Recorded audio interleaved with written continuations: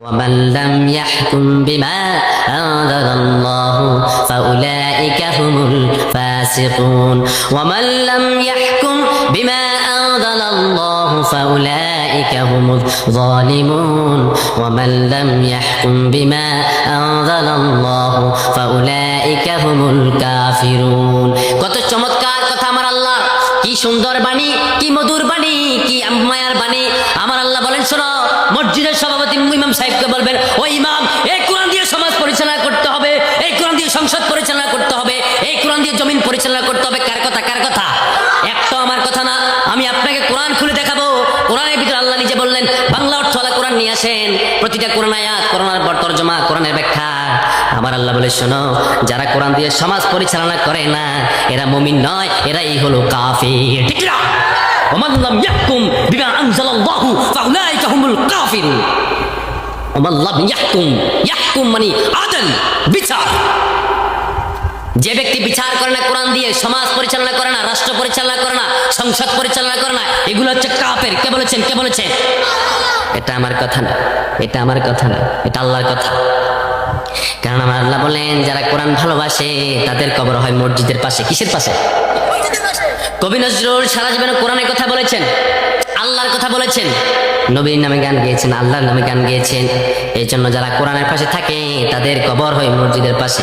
আমার হাদিকে গুলি করেছেন, হাদি আল্লাহর কথা বলতেন, কথার আগে আলহামদুলিল্লাহ বলতেন, বিসমিল্লাহ বলতেন, আল্লাহ শরিয়া বিশ্বাস করতেন। জালেমরা হত্যা করেছেন, কিন্তু হাদি মরে নাই, হাদি শহীদ হিসাবে জান্নাতে আছে। কথা বলেন ঠিক না? সেটা কোরআনের ভিতরে আছে না নাই? আমরা বললাম আল্লাহ দলিল কি? আমার আল্লাহ বলেন, ইন্নাল আবরার লাফি নাঈম ওয়া ইন্নাল ফুজ্জার লাফি জাহিম। আবার পড়েন, ইন্নাল আবরার লাফি নাঈম ওয়া ইন্নাল ফুজ্জার লাফি জাহিম। আমার আল্লাহ বলেন, যারা নেককার ইমানদার হয়, যারা কোরআনের কর্মী হয়, তাদের জান, তাদের রূহগুলো আবরারে থাকে। কথা বলেন সুবহানাল্লাহ বলেন।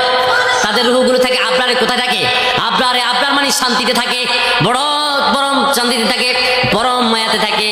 আমার আহাদি ভাইয়ের রূহ এখন আছে জান্নাতে, আমরা বিশ্বাস করি। কারণ যে ব্যক্তি মানুষকে হত্যা করে, যাকে হত্যা করলো সেই মাসুম হয়ে গেল, যে হত্যা করলো সব গুনাহ তার আমলনামায় চলে গেল। ঠিক না? তার সবগুলো চলে গেছে। এই জন্য মসজিদের পাশে তার কবর হয়েছে। এই জন্য কবি নজরুল বললেন, মসজিদের পাশে আমায় কবর দিও ভাই, যেন ঘরে হতেও মুয়াজ্জিনের আযান শুনতে পাই। আমার ঘরের পাশ দিয়ে ভাই নামাজিরা যাবে, পবিত্র সেই পায়ের আওয়াজ এ বান্দা শুনতে পাবে। গোরা যাবে হতে গুনাহগার, পাইবে রে রেহাই। মসজিদের পাশে আমায় কবর দিও ভাই। কত গাউস কুতুব আল্লাহর ওলি মসজিদ আগিনাতে, আল্লাহর নামের তাসবিহ পড়ে লুকিয়ে গভীর রাতে। আমি তাদের সাথে ওই আল্লাহর, আমি তাদের সাথে ওই আল্লাহর নামে জপতে চাই, আল্লাহর নামে জপতে চাই। মসজিদের পাশে আমায় কবর দিও ভাই। সুবহানাল্লাহ প্রেম। যারা আল্লাহর প্রতি ঈমান আনে তাদের কবর হয় মসজিদের পাশে। কথা বলেন ঠিক না?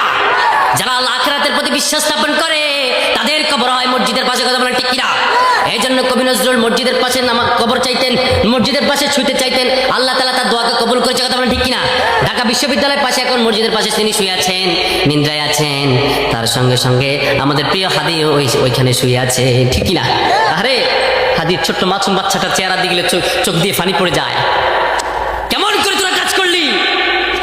মানুষ হত্যার মতো কুফরি, আল্লাহর জমিনে আর কিচ্ছু নয়। মানুষ হত্যার মতো কুফরি। আমার হাদিসে অনার্স, আমি যতটুকু পড়েছি, বুখারী শরীফের এমন হাদিস আছে, যারা মানুষকে হত্যা করে তারা কোনোদিন জান্নাত পাবে না। ওমান ইয়াকতুল মুমিনা মুতাআম্মিদান ফাজাযাউ জাহান্নাম খালিদান ফিহা। কোরআনে আছে। আল্লাহ বললেন, কোন ব্যক্তি যদি ইচ্ছা করে আমার একজন মুমিনকে হত্যা করে, তার স্থান হবে জাহান্নামে, আজীবন থাকবে খালিদান ফিহা, কোনদিন সেই জান্নাত থেকে আর রেহাই পাবে। আবার আল্লাহ হালিফ বলেন, লাউ আন্না আহলাস সামাই ওয়া আলাল আরদি ইশতারাকু ফি দামি মুমিন লা কাব্বাহুমুল্লাহু ফিন-নার।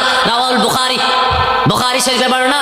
বিশ্বনবী বলেন, কেউ যদি ইচ্ছা করে আমার একবার মুমিন একজনকে হত্যা করে, আমি আল্লাহ এত রাগান্বিত হয়ে যাই, আমার ইচ্ছা করে তামাম জাহান্নামের সকল মানুষকে জাহান্নামে নিক্ষেপ করি। নিত্য নতুন ইসলামিক ভিডিও পেতে সাবস্ক্রাইব করুন আমাদের চ্যানেলটি। আলাউদ্দিন আইএমসি মিডিয়া কুরআন হাদিসের কথা বলে, সত্যের দিকে আহ্বান করে।